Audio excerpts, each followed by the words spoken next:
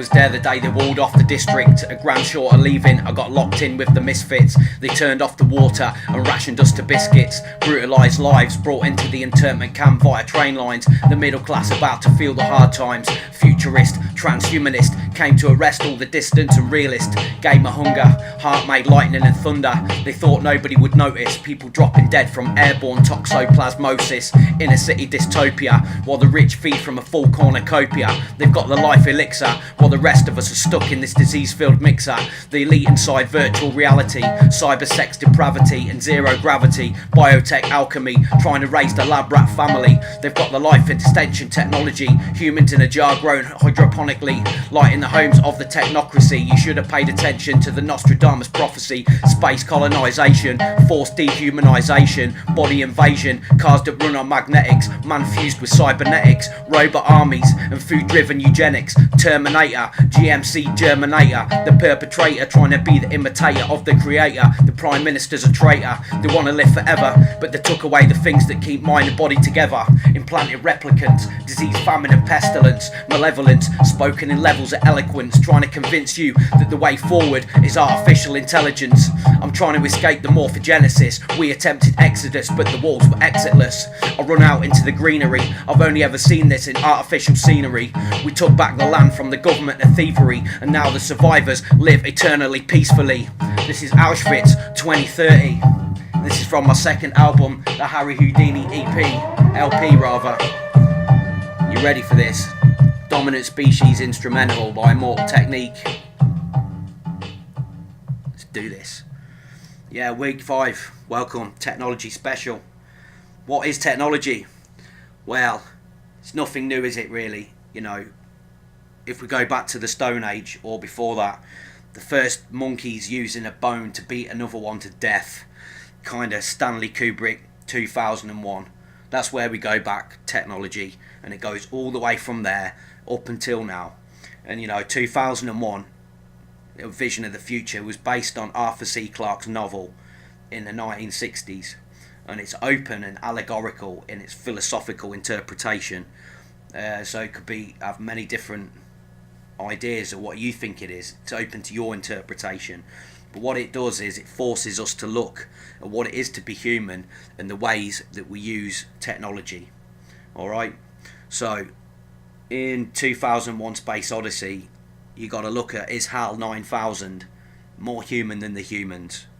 He murders just like a human would. Shows more emotion than any of the humans in the film. It forces us to look at our limited lifespan and what is rebirth. And it's in search of God. So the monkey at the start is advanced by the monolith in a godlike fashion. The monolith, I think, represents God. And what we're doing with technology is we are playing God all this time. Don't get me wrong, I'm not a complete technophobe.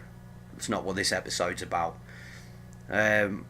We see through the visions of we see through the visions of futurism that God made man in his own image. And now man is making robots in his own image. And through genetics and cloning, we're playing God. So, down to your weather app or the GPS on your phone, you're in control of your environment in some way. You can turn the lights on, you can turn the heating up, you can turn the cooker on, preserve your food in a freezer. That's technological advancements that are good. You know, it's for the benefit of man. So I can press a button and FaceTime with my loved ones. You're watching me through technology now. You know, I can speak to my loved ones. I speak to my mum down in Leicester. I can speak to my main man Ricky in Australia through the joys of technology. We keep in touch with each other.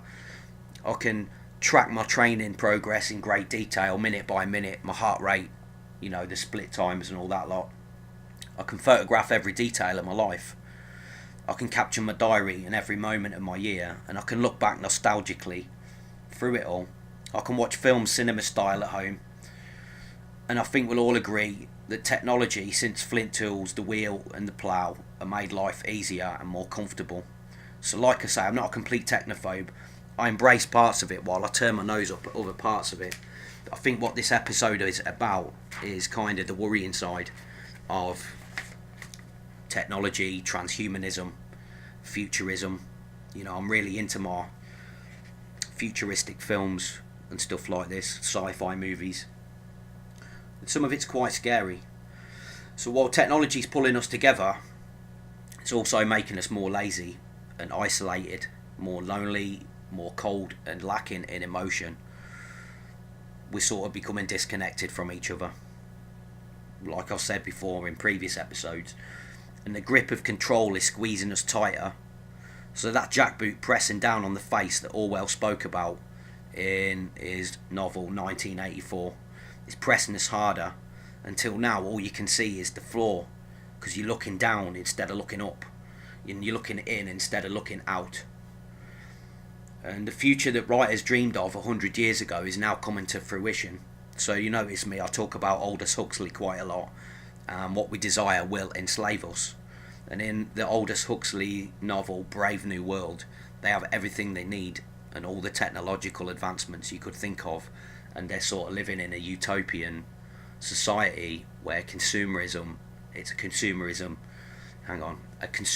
driven society. If anyone's seen Logan's Run, I think that runs parallel. It's based upon Brave New World, and now that was written in the 20s or 30s, and now it's scary because it's more true than ever.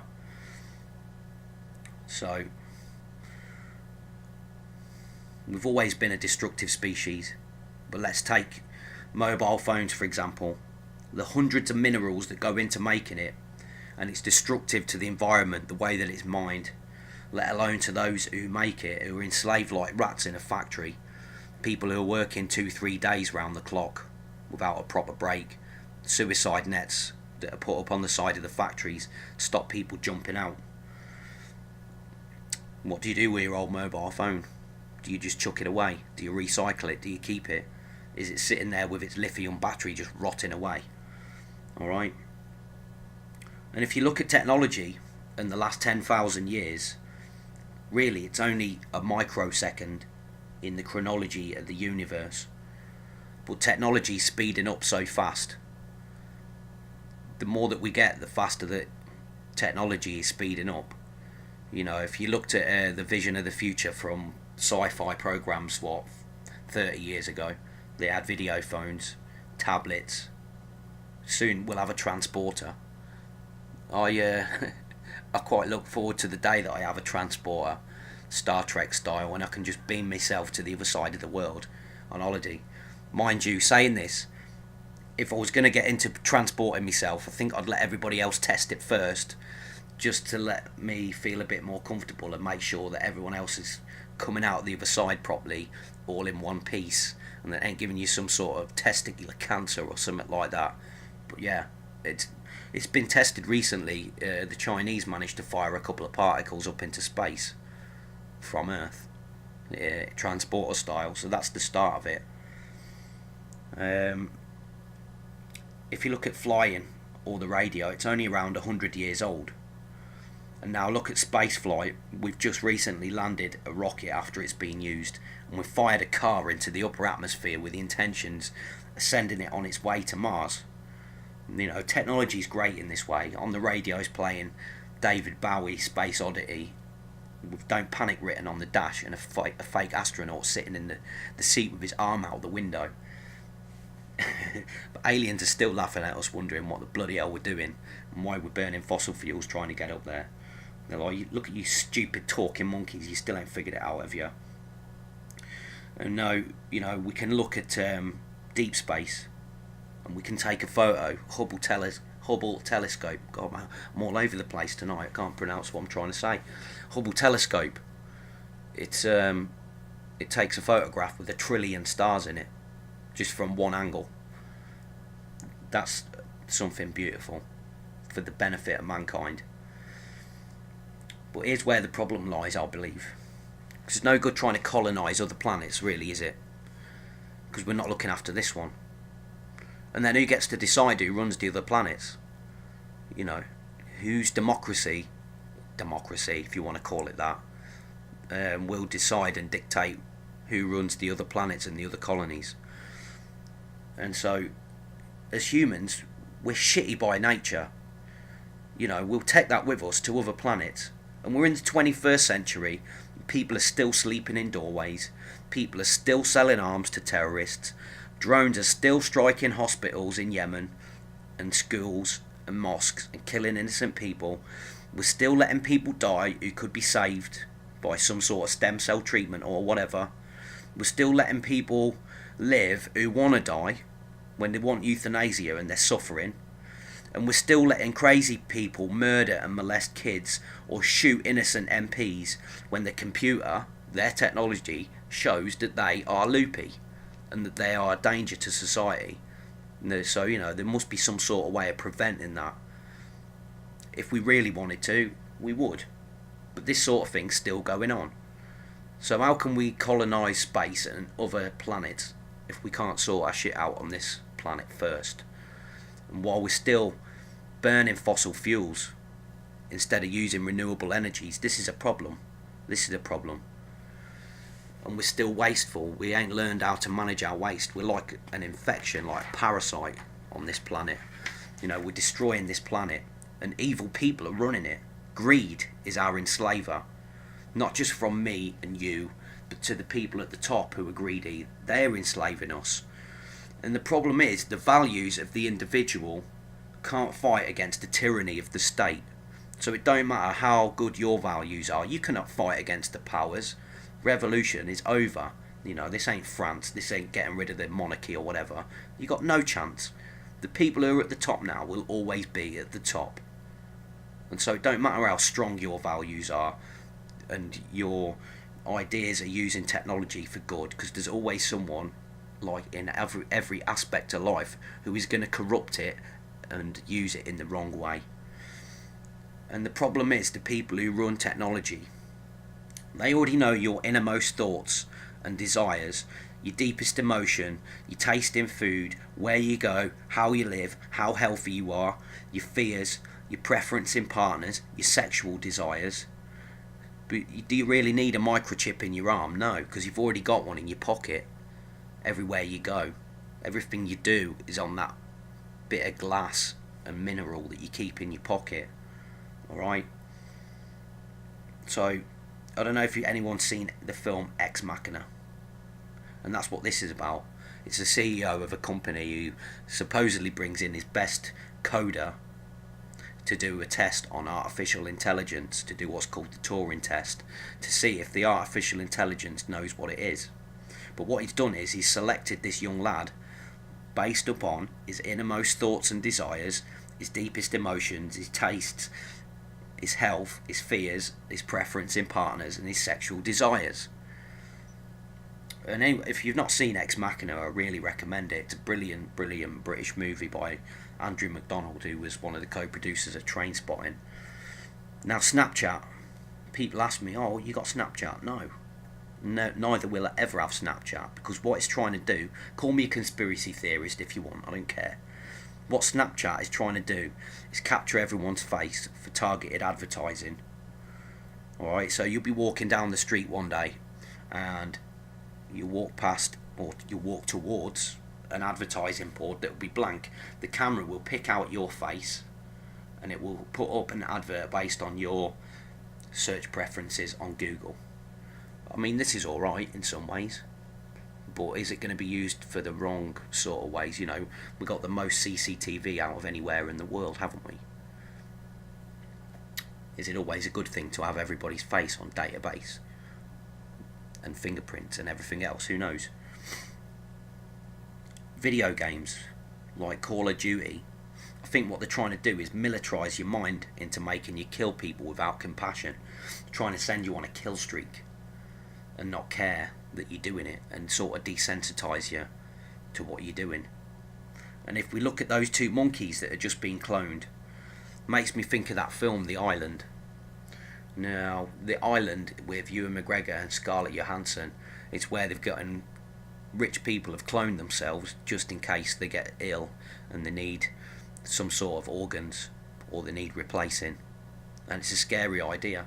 They say that we haven't cloned any humans, but if we cloned Dolly the sheep 20 plus years ago, what makes you believe that they ain't cloned humans, or at least tried it?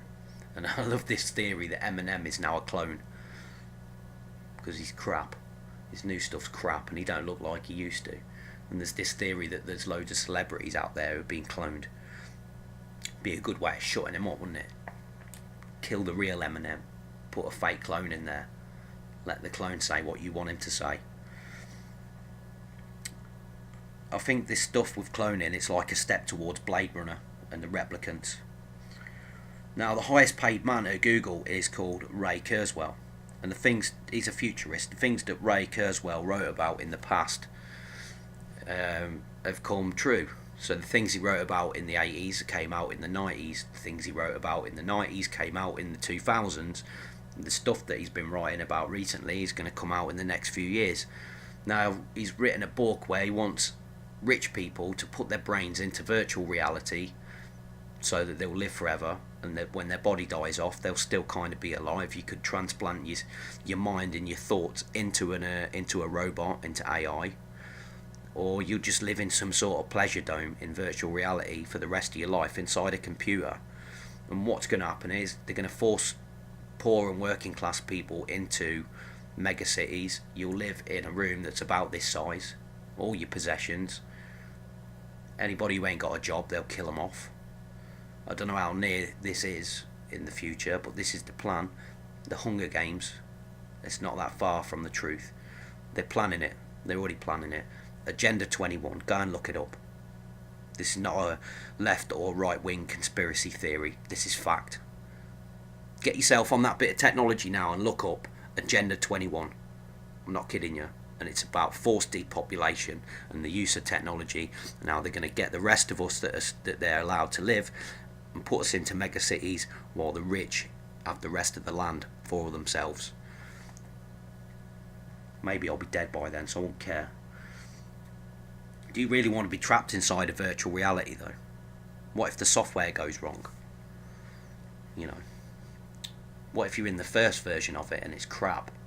What if you're in like Windows XP version of virtual reality, and everyone else waits a little while and they're in kind of Windows 10 version of it? Would you still want your brain stuck in Windows XP? Not really. We kind of already are inside virtual reality. So if you missed episode 3 on simulation theory, give me a shout, inbox me, and I'll send you the link for that one, because it's open for further discussion. But now we're getting what's called augmented reality glasses. I think this augmented reality, I don't fully understand it. I think what it does is it adds stuff into your vision on top of what you're already seeing. So it's not virtual reality. You're not going into a computer generated space. It's the space you're in will have computer generated things within it.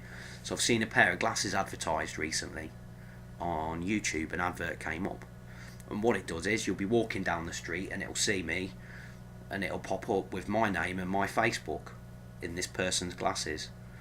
A bird will fly past. It'll take a snapshot of the bird. It'll tell you what the bird is, where it likes to live, what its habitat is. You can pull up all the facts there and then based on something that's gone past your vision. Do you really want that? Do you want to be walking down the street and some guy with a pair of glasses stops you and goes, "Oh, alright mate, I just had a good look through your Facebook. Yeah, cheers, nice one." Just some stranger might pull us together, but really no. It's like it's going to be an even bigger open forum for creeps and perverts that are already infesting the internet, isn't it? Look it up, Windows augmented reality glasses. So the rap that you heard at the start of this song was called Auschwitz 2030, and it's about a future ghetto. And I wrote this based on IBM. IBM made like a peg machine during World War II, and so the tattoo that Jewish people had on their arms would correlate to where the pegs would fall into their punch card. And IBM made that, and that's how IBM became a massive multi-million-dollar company, was by sponsoring the Nazis. And there's kind of, there's the contrast there between that being technology and then how technology is going to enslave us in a future ghetto. So that's kind of why I wrote that song and what it's based around. You could draw the parallels between the two. Where's all this going? Where's it going? Where's it going to lead?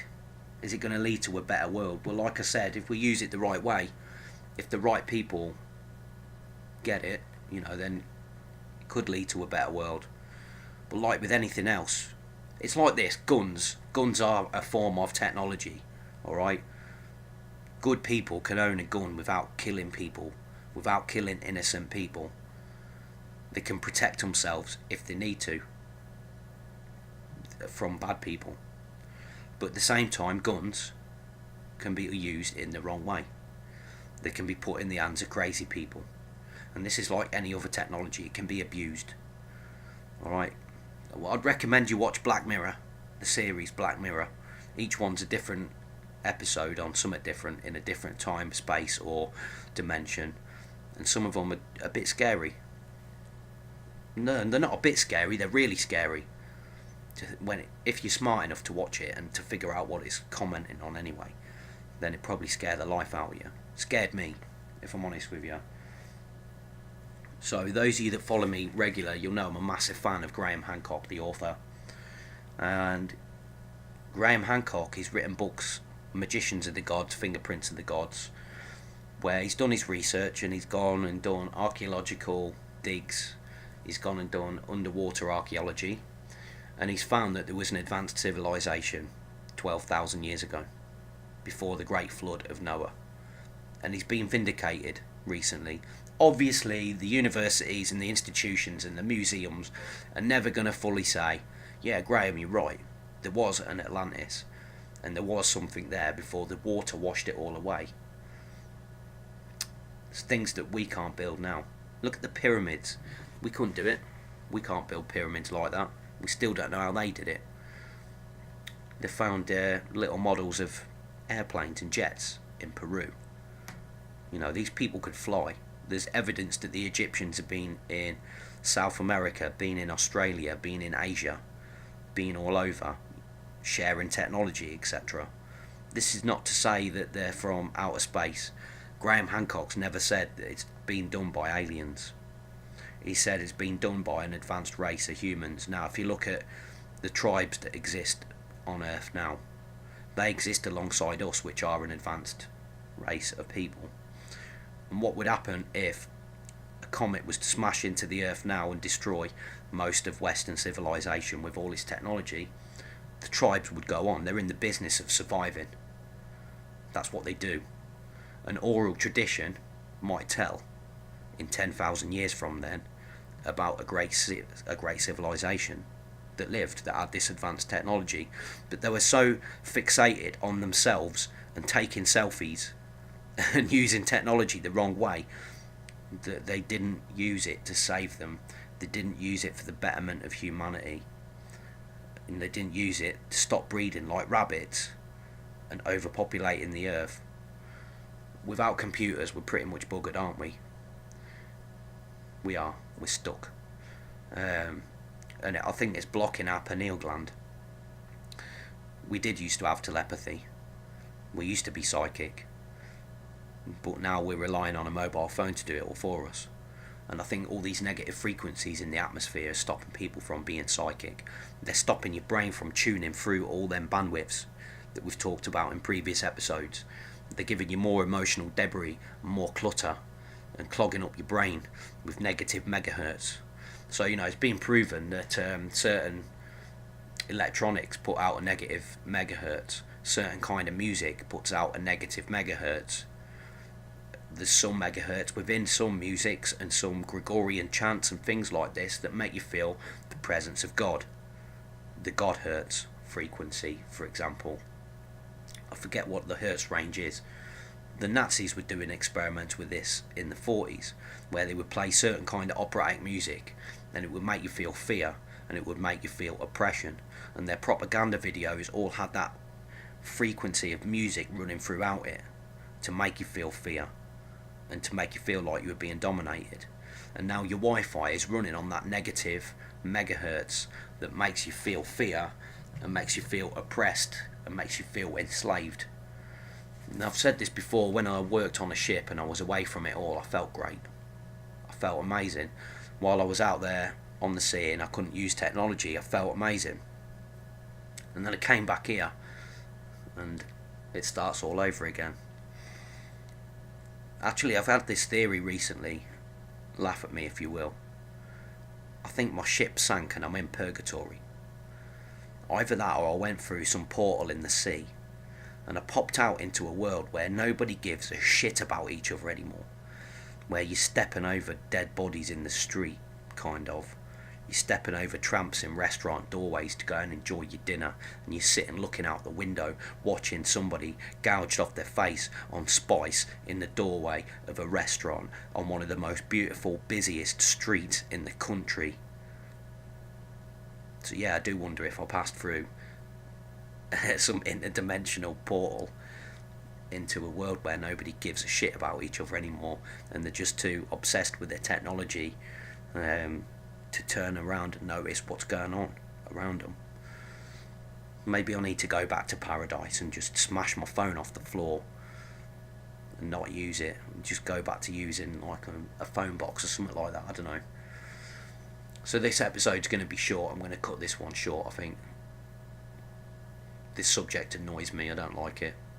I don't know why I chose to do a podcast on this. I just wanted to tickle your intellectual pickle a bit more for you to go and look into stuff and to stop and think for a minute about the way you use technology and the way that technology is being used against you, and for you to consider whether or not it's any good, and to consider what the good, the bad and the ugly sides of technology are, and how you want to use it to the betterment of your life, and how you maybe want to help other people by using technology if you think that you can do that.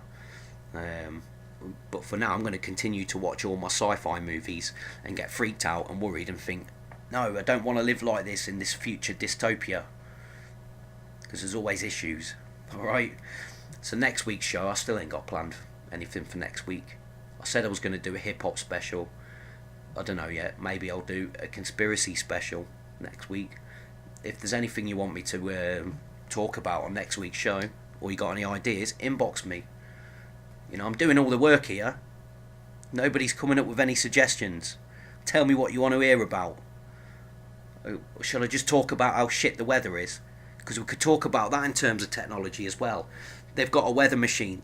I'm not fucking with you. It's called HAARP, spelled HAARP. High Atmosphere Auroral Research Program. Look that shit up. Google it.